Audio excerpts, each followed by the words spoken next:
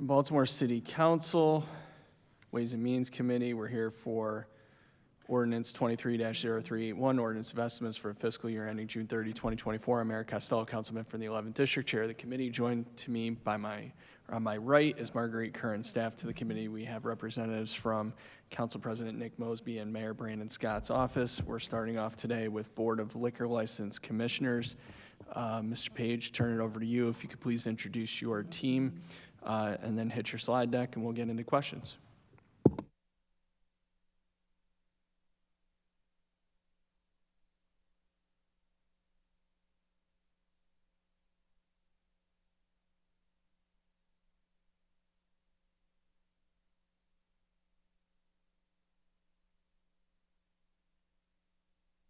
Oh, I'm sorry. Yeah, if you could start over. I've been watching all week.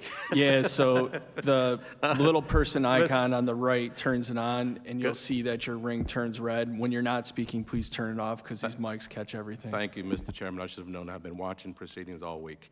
Mr. Chairman and members of the committee, my name is Douglas Page, Executive Secretary of the Board of Liquor License Commissioners for Baltimore City. The agency consists of 19 employees, 4 commissioners, 3 permanent, 1 alternate, and an appeals council. The Liquor Board is tasked with the responsibility of enforcing and regulating all establishments in Baltimore City that have been licensed by our agency, and that includes adult entertainment licenses. With me today is my amazing team, the Deputy Executive Secretary, Nick Blendy, our Assistant Executive Secretary, Stacy Russell, the Chief Inspector, John Chrisomalis, our Accountant, Masai Benet, and our Community Liaison and Public Information Officer, Matt Ackheimer, sometimes referred to as Matt Ackheimer. Happy to have my team with me. I would like to thank you for allowing us to take this opportunity to give you an overview of what we do and where we currently are. The FY2024 recommended budget reflects the critical mission our small agency is tasked with. Albeit small, we function at a very high level. We look forward to reviewing service numbers 850 and 851. Thank you, Mr. Chairman. Thank you. You guys are nothing short of fantastic. You're a model agency. Appreciate everything that you guys do. Matt, you've just been incredible on the community outreach. Chief Inspector Chris Amalis, appreciate it. Every time I raise an issue to your concern, you're on top of it. I get a call from you every weekend about what's going on in the district. Nick and Doug, you guys are phenomenal. Please extend my thanks to Chairman Matriani and Commissioners Reisinger and Greenfield. I don't have any questions, seeing as there's no other questions. We still got to go through the presentation. Yep, I'm happy to do that, Mr. Chairman, if you like. Let's do that. That's why it's important to have good staff, as yeah. Doug and I know at the Liquor Board. Thank you, Ms. Marguerite. I think you different last name now. It's a little early. Yeah, Thank you. I was like, ooh, that's the old name. So good morning, Nicholas Blendy, Deputy Executive Secretary of the Liquor Board for the record. And as Executive Secretary Page noted, we just have 2 services, 850 and 851. So I've been told that there's a slight delay. Ooh, there it goes. So Executive Secretary already described our mission in full detail. We're one of those weird hybrids of state law that also is a state agency but works as a city agency in partnership with our sister agencies. So with that, we just want to flag a few of our fiscal goals for the upcoming year. One thing that we love to lead with, and it's really due to all the hard work of the Inspections Division, I was not allowed to go for 100% compliance with our 311 goal because occasionally the system fails us and we don't find out about a 311 until after 72 hours. But we're extremely proud and happy to keep I think we were at 99% compliance with our goal to answer all 311s within 72 hours. Most often, we are able to, if they come in before 2 a.m., we're able to close them out usually the same day. And that's less than 24 or 12 hours for the 311s that come in for all liquor licensed establishments. We have a standard operating procedure that we adhere to, and we believe that the public, can take comfort, and that the elected officials should know that we're out there, we see what we see. Sometimes the public's view of what's going on doesn't match with what our inspectors see, but we tell them the truth as to what we see, and if we find a violation, we write it. If we don't, we close it out. But at minimum, if you leave us a number or an email, you will get, or if you leave us a phone number, you will get a call from the inspector per our SOP. So members of the public should know, if you put a 311 in and you get a call from an inspector, it's because he or she is out there. Two, this is the budget, so it's important to note that when our board imposes fines, we have a goal to collect at least 85% of those fines within the time ordered by the board. Typically, it's 30 days. So we have, again, a standard operating procedure, and our agency accountant, Ms. Biene, absolutely stays on it, because she'll come down to my office on day 31 when somebody hasn't paid, and then we refer it to the chief inspector, who goes and, is like, you either got to pay this or you can't be selling alcohol. And people tend to, when they see the inspectors, settle their debts. And then third, and excitingly, thanks to Mayor Scott and the administration for their carrying this effort forward in Annapolis, and thanks to members of the city senators and the city delegates for thinking it was a good idea and passing the bill. They enacted Senate Bill, the General Assembly and Governor Moore enacted Senate Bill 847, House Bill 916, which creates some changes to the violation procedures and the maximum penalties. The board is required to adopt the rule. The law goes into effect on July 1st. But broad overview, we canvassed all of the local liquor boards around the state of Maryland. There are 25 total, 23 other counties, the city of Annapolis, and then the city of Baltimore is 25. Our closest peer is Montgomery County. We have more liquor licenses than any other local liquor board in the state of Maryland. It's about somewhere between 1,150 and 1,200. Since we're now starting to see activity and issue new Class Bs again, we know it's more than 1,160, but we don't have a hard number because we don't close out the fiscal year until June 30th. But Montgomery has slightly under 1,100, and what they have down there, they have an offer of compromise that they use for some low-level violations. If you want to think of things that are important to the elected leaders and their constituents, trash, sanitation being unsanitary, or important to us, we go in there and you see, oh, you have an expired trader's license, or one of your business licenses isn't up to date. All of these things are incredibly important because we're the regulatory body and you have to be in compliance with these things. But should we have a 10-minute board hearing about your expired trader's license? Well, prior to the idea of an offer of compromise, the answer is that was the only way that the law allowed. So if somebody had, left their trash out and their sanitation waste management didn't come and we issued them a violation for that, we would have to have an entire board hearing with fact-finding and testimony and all that, usually with the end result being the board found them responsible for the violation and imposed a very small fine. So probably costs more to run the hearing than to impose the fine. However, the public needs to know that we're out there enforcing compliance. You have a liquor license, as Commissioner Reisinger always says, it's a privilege, not a right, so you gotta follow our rules. What we're excited about is mirroring in Baltimore City what Montgomery County did with the offer of compromise, which is to say, now, starting on July 1st, after the board adopts a rule, we would be able to send them notice and say, hey, here's some photos. We saw your dirty, unsanitary thing. You're in violation of the rule. You can come to a hearing by signing this and requesting your hearing, or you can admit you did wrong. You can show us that you've cleaned it up, and you can just pay this fine, and you agree to the compromise. And then you don't have to come down on a Thursday to City Hall, second floor, and wait around to be charged, to have your hearing, and do all that. probably, if you have counsel, you have to pay your counsel to represent you.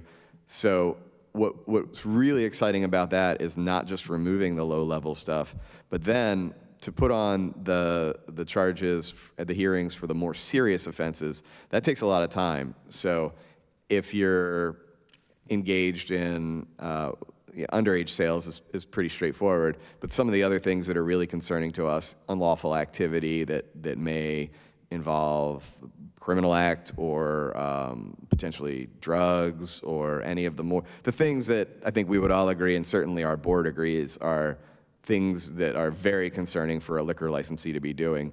We should be able to devote more resources. I can think recently we had a hearing involving one of the licensees on the block with a gun discharging and then disappearing, and with postponement requests and other things, that probably takes about 5 person-hours just to put together and get everyone in the room. And then the hearing itself, that's a serious allegation. So the hearing took about 45 minutes to an hour. But we obviously would love to be able to have more bandwidth to focus on those things and hopefully triage some of these other things. So it's really exciting, and thanks to Mayor Scott and all of our partners in the General Assembly and to Governor Moore for making that happen. The other thing that's in there that sort of catches the headline is prior to that enactment of the bill, Baltimore City's liquor board's maximum penalty in monetary amount was $3,000. Montgomery has had $20,000 for several years now, and so now the maximum penalty is $20,000. And if you think about it from a business perspective, packaged goods licensees often gross 7 figures in sales, and if they're getting a $1,000 fine for selling to an underage cadet, and then they do it again and they're at $3,000, that's kind of not even a really noticeable amount. So the board always has the power to revoke and suspend, but if you're suspending a license, you're definitely impacting the business of the licensee, but you're also impacting community that patronizes this place. And if you're 21 and up, this is America. If you want to buy alcohol, you're allowed to buy alcohol, and you're kind of put out by the bad business practices if a suspension is imposed. And the board, of course, will impose suspensions where proper, but with additional monetary penalty, it might catch the business's attention to, as an additional tool, additional, option out there.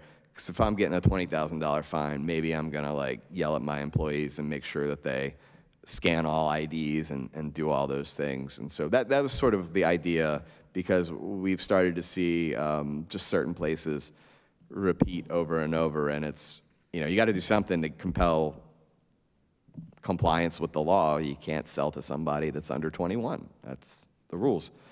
So that's the exciting news about the Senate bill. I know the media has covered it, but we're looking forward to working with the board and having a hearing and adopting the rules and seeing how it works out in fiscal 24. So if there's no questions about that, I can move to the next slide. So yeah, I referenced the two services, 850 and 851. Service 850 is liquor licensing. That is certainly what our Assistant Executive Secretary, Ms. Russell, and her team are the primary responsibility for. That is the issuance, the renewal of the annual liquor licenses for the councilman certainly is aware, and members of the public. There's also plenty of one-day liquor licenses and festival licenses that the board regularly reviews and approves, all of that are proper. That certainly from Artscape to the Greek Festival, I know is coming up this weekend. All of these types of things are the types of events that citizens enjoy and are often one-day liquor licenses. Additionally, we do a ton of work around the CIAA tournament, and we're proud to be partners with the other agencies and making sure that the the conference itself and the public all have an enjoyable time and in a controlled environment, because that's part of the reason that the tournament was able to come to Baltimore, was where it was in North Carolina. There wasn't such a strict regime, but if you don't see us for the month of February, it's because we're doing CIAA stuff, and if you don't see us for the months of March and April, it's because we're renewing liquor licenses, and those are our real busy seasons. But that's kudos to Ms. Russell and all the hardworking members of the administrative division. You can see our performance measures, reference the fines, and then we did lose at some point about 110 liquor licenses expired during the pandemic. Most of them were new Class Bs in the downtown area, and now you're starting to see business come back, and that's exciting. We're regularly having about 15 to 20 applications each month come through for our ad, and many of them are new Class Bs. So hope that means that we're having a positive uptick in business activity, restaurants and bars coming back as we come out of the pandemic. The major budget item, we don't have any vacancies at present. I think there was at the time. We had a vacancy in the inspectors, but that has been filled. We have our newest inspector is training right now in the 6-month preliminary period. She seems great so far. We're excited to be at full staff, and so the council people can know that we're going to be out in the streets, on Fridays and Saturdays and every night of the week. And then, let's see, is that on this one? Yeah, it's the next one. I'll get to that when we get to the next slide. So then that's really 850 liquor licensing. If there's any questions, I'm happy to stop. If not, I'll just power on into 851. All right, hearing none. Item 851 is our liquor license compliance. That is largely what Chief Inspector Chris Amalis and the Inspections Division do. They go out and conduct regular routine and compliance inspections of every liquor licensed establishment in Baltimore. We have a standard operating procedure on that.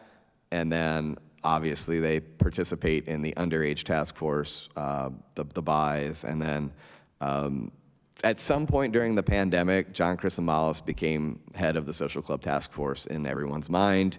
He's not actually that. It's BPD Vice, but hey, we'll go with it. If everybody wants to, listen to Chief, we'll be happy to pick up that mantle. But that's where all the agencies go out and fire, health, BPD, liquor board, code enforcement, and conduct the inspections on places that end up on the list. And we do have a great working relationship with all of our partner agencies. Performance measures, number of 311 calls, we already talked about that.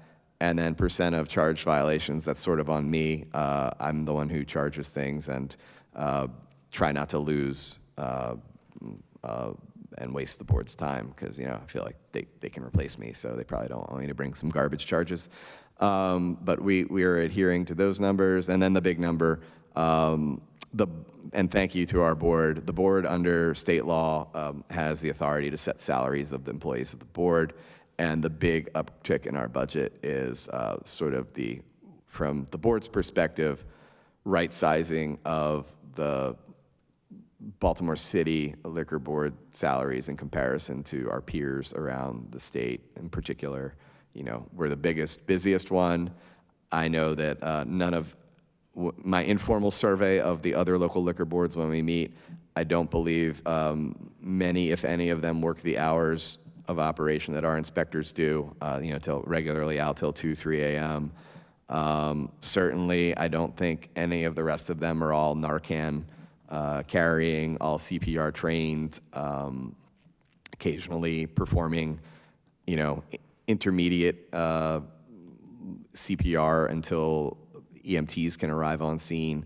Our inspectors do all of those things. This is Baltimore City, and we're happy to be out there and serve, in the public safety interest. But but certainly we're grateful to the board for their acknowledgement. And I think in the grand scheme of things, the increased salary is kind of still not going to exceed the amount of revenue we bring in, and probably not the biggest jump that we've seen throughout city government. But it is there, and everyone is getting a pay increase. And so we thank our board, we thank the mayor for putting it in the budget, and we hope that the council sees fit to see it through.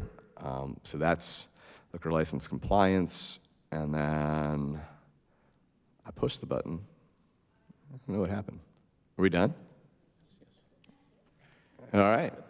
We're done. There are no more slides to cover, so we're happy to answer any questions. Thank you. We've been joined by Councilman Chris Burnett, 8th District member of the committee, and Councilwoman Odette Ramos, 14th District. Again, I want to thank you guys. This is an unrecognizable agency to me from when I first started in 2014, and I think that's in large part due to Chief Chris Amalis, Executive Secretary Page, and Deputy Executive Secretary Blendy. It's quite the wordy position title, but really appreciate everything you all have done to help reform this agency and turn it into really a model agency in city government. To our friends at BBMR, I hope you will continue to accommodate their budget requests. They're clearly spending their money in a very responsible way and producing results for our city and for our communities. So with that, Councilwoman Ramos. Thank you, Mr. Chair. Please excuse me for being late. If you already answered this, we can just, touch base later. But the General Assembly allowed you to go way higher in the fees, which is good. However, I think that then the collection rate is going to go down, probably. But so what do you think the impact is going to be? Well, I think if you watch the board hearings, this board has acknowledged that the General Assembly sent them a message that I think the chairman noted that at the last hearing, that they sent them a message that they can impose higher fees. I don't think that the board, is going to drastically change its behavior for, earnest and honest mistakes. I think that, as I did explain to the councilman, the board always has the power to revoke and to suspend licenses. So for these repeat places, and if you think about certain classes of licenses, the packaged goods licenses, they often gross like 7 figures annually, and so a maximum $3,000 fine for repeatedly selling to a 19-year-old police cadet is kind of a cost of doing business. And if the board were to suspend, because again, they could suspend them for 2 months, 6 months, a weekend, that obviously catches the attention of the licensee and causes lost revenue, but it does impact the community because, if you're 21 and up, it's America, you can go and buy some beer, wine, liquor, and now you're out. And so it's not necessarily, the word gets thrown around a lot, but it's not entirely equitable to the community to have, their weekend imposed upon and they have to go, because some places there aren't, there are certain neighborhoods that there's a saturation of access to alcohol and others where there's not. And in those neighborhoods, you're really kind of putting a burden on the community. So it's just an additional tool. And as far as collection rate goes, again, I mentioned our agency accountant, Ms. Biane, stays on top of everything, and the rule and the law is clear. If you don't pay your bill, we just stop you from serving alcohol until you pay your bill. So I think, maybe you'll start seeing day 31 collections as opposed to, you haven't paid your bill. But the idea that the fines and the fees imposed by the board are, going to put a place out of business, I don't think that's really borne out by the reality. But we have to work it out, and the board has to adopt a rule before we can do it. So there will be a hearing at some point, and the law goes into effect on July 1st. Okay, so. Great. I can think of one establishment in particular. I'm sure every council person has at least one. Every council person has At least one, yeah, because I'm hoping that the steeper fees are actually a prevention measure, but, we'll see how that goes. Yeah, what was truly interesting, Councilwoman, when I think it was CBS did a story online, and they were talking with licensees on the street, and I don't remember who it was, but someone in Fells Point was heard the thing, and they were like, well, if it's just people who are breaking the rules, we're fine with that. So I think it's a tough place to say, I should have this license to sell this highly regulated drug, but I don't want to follow the law doing it. I mean, I think, especially in a world where cannabis is becoming, Right. legal and licensed, Right. It's all the more critical to stay on top of the regulation aspect of it. Right. And so that's what we intend to do. Right. Continue Yeah. doing. Well, I want to thank you, Mr. Blendy, and also Matt for, being in numerous meetings in our communities to at least explain the very complex laws that and rights of residents. And we still have one case outstanding in the district. Yeah. So hopefully that'll be, at least a decision will be made Yeah. soon. So thank you very much. Thank you, Mr. Chair. Thank you, Councilman Burnett. Thank you, Mr. Chair. Also, apologies for being late. My car decided to not start at the light at Edmondson and Allendale. So I was the traffic. He was the traffic. Okay, here we go. So, want to lift up, it's been great working with you all over the years. Both Matt and his outreach and education work has been helpful with building capacity and just the overall enforcement aspects. You guys are all just amazing to help along the way, and you're clearly passionate about the work. I do want to lift up our chief inspector and the work you did with the Human Trafficking Collaborative. Has been vital in this work in combating human trafficking. He actively supports our office, been an active member of the Law Enforcement Subcommittee for some time now, and just want to thank you for the dedication in that work. With that being said, it would be great to train everybody, all your inspectors, if we could, at some point, and we can work on that with Monzi to have that be a part of the incoming training for the inspectors. Moving forward, something not really an agency request, but something that we can work together offline to try and arrange with Tom Stack in the mayor's office to try and do, because while most liquor stores probably not a huge issue, but obviously along the block and some of the more adult entertainment establishments, very much is something that needs to keep an eye out on. And we've been trying to expand our training aspects throughout multiple city agencies, and so we've been similarly advocating with the fire department and police department and others to have this be like a critical part of the work, because it's more of an on hands on deck than I think people realize. Perfect. Okay. Thank you. The second, and you sort of touched on this, the saturation of liquor stores in communities. How can we better advocate with the liquor board in voicing opinions about new applicants, renewals, et cetera? And I know some of this is I just want on the record because I do know some of this, but I think it's important for the public to know. So not to put you on the spot, Matt, but if you could talk about or whoever wants to respond to talk about the community education work and the outreach work that you all do to build capacity in communities that have saturation of liquor stores that may not necessarily be a good thing. Sure. Thanks, Councilman, for the question. And I think you touched on a critical issue, which is that liquor licenses are sort of two things. They're not property. The law is very clear, but they're like a general intangible. They're an asset, right? Because people purchase them. It's a livelihood. And then you get into sort of legal processes around history, and you can't deprive people of a right that's not otherwise lawfully, or into being exercised lawfully. So if you've, got a bar that's been there since 1933, and they don't break the law, break our rules, but maybe, or you've got, as you pointed out, maybe 4 bars or 3 bars in a liquor store that have been there since the 30s, 40s. They've not done anything unlawful, so you can experience the idea that, oh, this commercial district may have more than we need, but then again, they're also still there making profit. So maybe there is a need there, and maybe it's coming from a more distant location. So that's sort of the ugly side of it. The positive side, I think, that we like to think about is that, you know, liquor stores are members of the community, and we regularly encourage them to remember that, to participate. That's all Mr. Ockhammer's, you know, I mean, of his many hats that he wears, that's what he does so well.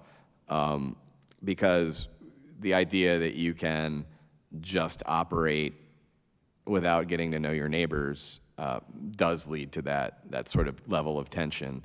And we do remind people that, you know, the statute says that you have to have, you know, that there's a need in the community for your existence.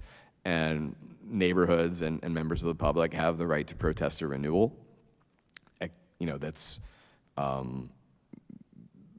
a difficult hearing process, but it's one that's afforded by the alcoholic beverages article. And while we try to not let relationships get to that point, certainly that becomes often an opportunity for the board to hear the grievances of a community and to encourage, well, and then they can not renew the license if they find the behavior is warranting of it. But they can, oftentimes what they'll do is like, you guys really need to, you know, sit down and have a dialogue, because so much of the animus, I think, really can be worked out just by a liquor licensed establishment remembering that they're a member of the community, and also the neighbors remembering that these are part, you know, there are certain neighbors often, you know, we've all attended community meetings that just have an idea that a liquor store is inherently bad and evil or ungodly or, you know, whatever drives them. But the reality is it's a licensed, regulated drug, just like cannabis is about to become. And that's the system that was set up because I guess the elected leaders in 1933 discovered throughout Prohibition that it was probably worse to ban it all and let the mafia take it over and, you know, vertically integrate the industry and shoot up everybody.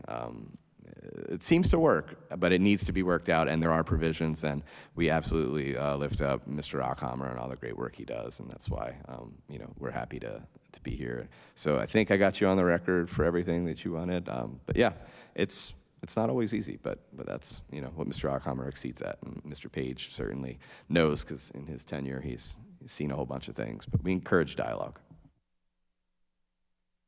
Mr. Chair, I just had a committee request, not so much as a question. We were looking for data. In the... Councilman, I don't know that we have anyone logging the information. Can you do me a favor? And oh, you got it, Dexter? Okay. Okay. Didn't see the laptop. You're very incognito. Oh, thank you so much, ma'am. Appreciate it. Perfect. So in the page 339, service 850, in the metrics, there's one that reflects Class B licenses issued. Was wondering if we could get a spreadsheet of the following information broken down by class of license and geographical location. So number one, I'll read them slow because it's like 3 parts. The first is just the number of applications in that license by geography. Number 2, the number issued. So I guess they applied, they were approved. How many were denied in the last fiscal year, or last 3 fiscal years, so FY21, 22, 23. And I can repeat it if that's. Yeah, we can do that. And geographical, I mean, typically we go legislative district. That's fine. That's Yeah, what legislative district is fine. Yeah, because those are coterminous with the alcoholic beverages districts. Okay, we'll do that. Okay, thank you, Mr. Chair. Thank you. Thank you. Colleagues, any other questions? Thank you all so very much. Please extend our thanks to the commissioners. Appreciate everything. We are now in recess until 10 a.m. sharp for Baltimore Convention Center. Thank you. Thank you.